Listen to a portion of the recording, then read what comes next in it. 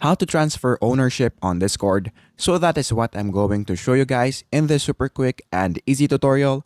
So let's get into it.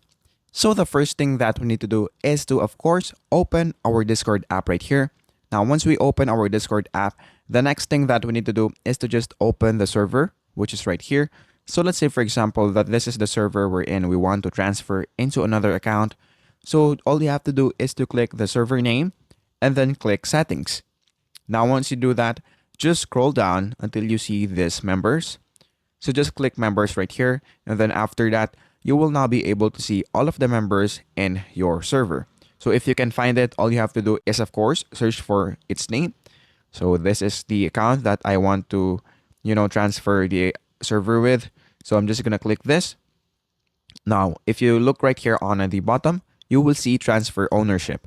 So if I click transfer ownership right here, and then I click I acknowledge, and then click transfer, a code will be sent into your email for verification purposes.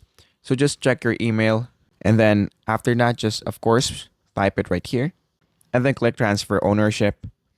And then as you can see, the transfer is successful. So if we look right here again, as you can see, we now have transferred the ownership of the server into another account. So that is basically it. That is how to transfer ownership on Discord.